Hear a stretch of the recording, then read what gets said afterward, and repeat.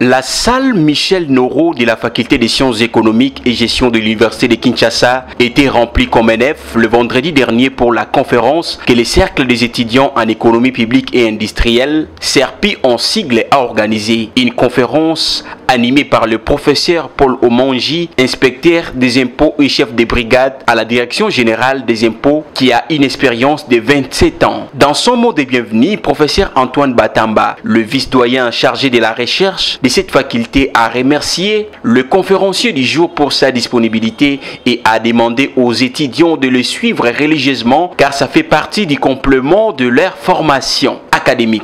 Fiscalité, levier de la souveraineté et du développement de la RDC, c'est autour de ces thèmes que le professeur Paul Omonji s'est entretenu avec les participants. D'après l'orateur du jour, la République démocratique du Congo compte 76 000 contribuables, parmi lesquels on trouve 576 grandes entreprises qui contribuent activement, alors que l'Afrique du Sud en compte plus de 2 millions. Il a par ailleurs fait savoir que 1. La fiscalité congolaise n'impose pas des contribuables. Ceci se justifie par un manque de registre des contribuables. 2. Quelques contribuables seulement supportent le plus grand poids de l'impôt. 3. Un système fiscal complexe avec une multiplicité et foisonnement des textes fiscaux.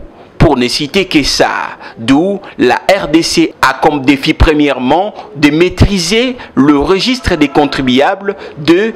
D'améliorer les rendements du contrôle fiscal, 3. Optimiser le recouvrement de l'impôt, 4. Lutter efficacement contre la fraude et l'évasion fiscale, pour ne citer que ça. La conférence a porté sur la fiscalité comme levier de souveraineté et de développement national.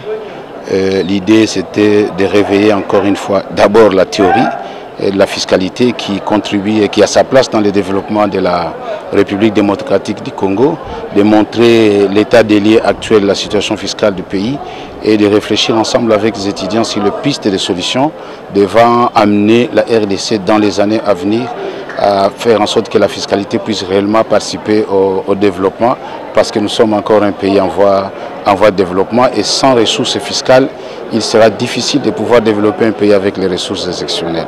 Il fallait insister sur les stratégies à mettre en place pour mobiliser ces ressources fiscales et aussi inculquer déjà à travers cette conférence chez les étudiants la culture du civisme fiscal et aussi anticiper le fait que demain c'est eux qui seront les dirigeants de ce pays et ils se souviendront bien sûr de tout ce qu'on a échangé ensemble, parce que nous tous nous sommes passés par là et maintenant que nous sommes dans la vie professionnelle, nous nous souvenons toujours de ce que nous avons appris en faveur de notre pays à travers la fiscalité. L'étudiant Dani Mukendi, président de CERPI, donne ici les pourquoi de la tenue de cette activité au sein de la faculté de l'économie. Les biens fondés de ce genre d'activité, c'est justement permettre à l'étudiant d'être en même temps en connaissance de la vie pratique de ce qui se fait au niveau pratique en ville par les experts bien sûr, et par rapport marier cela à des théories que nous amançons dans des auditoires.